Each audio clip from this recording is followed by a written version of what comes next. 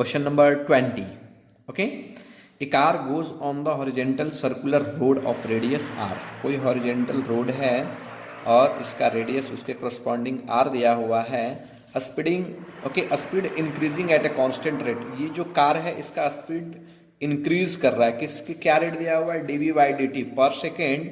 इसके velocity change हो रहे हैं, that is dv by dt is equal to alpha rate से हमेशा क्या हो रहा है? चेंज हो रहा है, बढ़ते जा रहा है इस डायरेक्शन में इसका speed. The friction coefficient between the road and the tyre is mu. इस दोनों के बीच जो कॉफिशियंट फ्रिक्शन दिया है दैट इज द म्यू दिया है. Find the speed at which the car will skid. यानी हमें मैक्सिमम से मैक्सिमम वेलोसिटी वो देखना है जहाँ पे कार स्किड कर जाए, यानी कि पहले अच्छी तरह से मूव करे विदाउट स्किडिंग. तो वहीं उस पर हम लिमिटेशन लगा देंगे. ओके तो हमें पता है कि यहाँ पे इस क्वेश्चन में जब ये सर्कुलर पाथ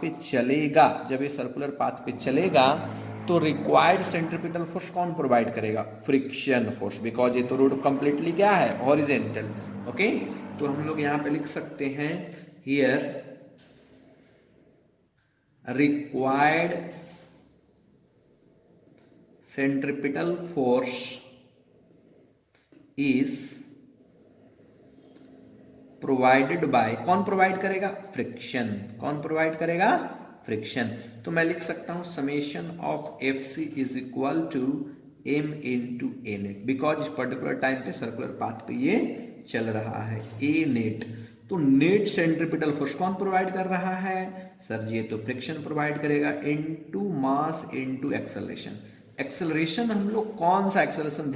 ध्यान दें तो सर्कुलर पाथ पे जब कोई ऑब्जेक्ट मूव करता है तो उसके पास दो तरह के एक्सेलरेशन होते हैं. अगर ये मास है तो एक सर टेंजेंशियल एक्सेलरेशन हम लोग जिसको बोलते हैं, और एक कौन सा एक्सेलरेशन होता है? नॉर्मल. दोनों कितना डिग्री पे एंगल पे काम करते हैं? सर जी 90 डिग्री के एंगल पे. तो यहाँ पे ए नेट अगर लिखना हो तो मैं लिख सकता हूँ A N square plus A T square, because दोनों 90 डिग्री पे काम कर रहे हैं इसलिए A N square plus A T square. Okay now next one हम लोग लिख सकते हैं म्यू इज फ्रिक्शन फोर्स. क्या लिख सकते हैं? Mu into N. एन का वैल्यू कितना? आप समझो अगर ऐसे रखी हुई तो अपवर्ड डायरेक्शन में नॉर्मल काम करेगा, डाउनवर्ड डायरेक्शन में क्या काम करेगा? एम जी.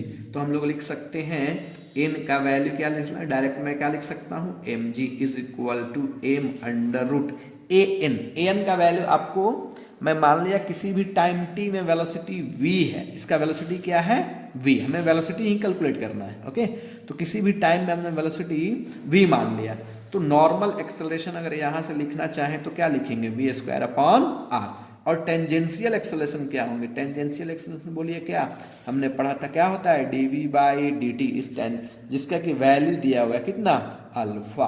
कितना वैल्यू दिया हुआ है? अल्फा. चलिए वैल्यू पुट करते हैं. Normal acceleration sir v square upon r का whole square plus tangential acceleration sir दिया हुआ है अल्फा का स्क्वायर.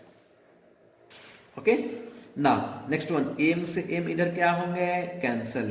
तो स्क्वायर रूट हटाते हैं तो इधर mu square G square is equal to v power 4 r square plus alpha square. कितना बचा गया? तो हम लोग लिख सकते हैं v square upon v power 4 upon r square is equal to mu square G square minus alpha square लिख सकते हैं, या v to the power 4 is equal to r square into mu square G square minus alpha square. Okay तो यहाँ से हम लोग v is equal to लिख सकते हैं r square mu square G square minus alpha square इसका power 1/2. तो मैक्सिमम से मैक्सिमम इतना वेलोसिटी से जा सकता है. अगर इससे ज़्यादा वेलोसिटी और आप बढ़ाएंगे अगर बढ़ाएंगे इससे ज़्यादा वेलोसिटी तो यहाँ पे स्किड करने का चांस रहेगा.